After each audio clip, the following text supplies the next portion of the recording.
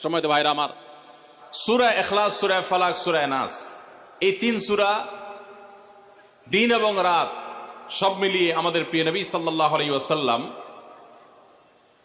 তিন জায়গায় তিনি তিন সময় এই সূরাগুলো পাঠ করতেন।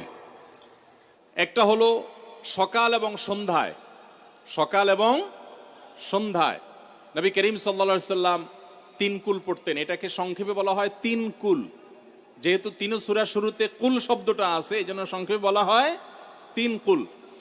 এই তিন কুল ইখলাস, ফালাক, নাস, এই শেষের তিনটা সূরা কোরআনের, এই তিনটা সূরাকে আমাদের প্রিয় নবী সাল্লাল্লাহু আলাইহি ওয়াসাল্লাম সকাল সন্ধ্যায় পড়তেন। একটা টাইম পাইলাম, কোন টাইমে পড়তেন? সকাল এবং সন্ধ্যায়। সকাল এবং সন্ধ্যার পাশাপাশি তিনি রাতে ঘুমানোর আগে আবার পড়তেন। তাহলে দুইটা টাইম পাইলাম। আরেকটা টাইম হলো 5 ওয়াক্ত নামাজের পরেও তিনি পাঠ করতেন। তাহলে কয় টাইম হলো? 3 টাইম। 3 কুল পড়তে হয় প্রতিদিন রাত পুরা 24 ঘন্টার মধ্যে। কয় টাইম? 3 কুল 3 সময়ে পড়তে হয়। সকাল এবং সন্ধ্যা এবং রাত এই সময়গুলোতে পড়তে হয় প্রত্যেকটা 3 বার করে। 3 বার পড়লে কি লাভ হয়?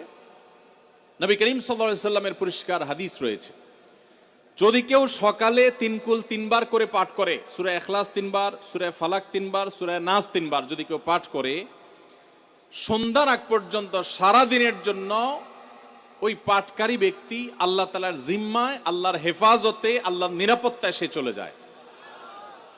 যত প্রকার অনিষ্ট আছে, ক্ষতি আছে, দৃশ্যমান ক্ষতি, অদৃশ্যমান ক্ষতি, সব ধরনের ক্ষয়ক্ষতি থেকে এবং আকস্মিক বিপদ থেকে, মুসিবত থেকে আল্লাহ রাব্বুল আলামিন ওই ব্যক্তিকে হেফাজত করেন, যে ব্যক্তি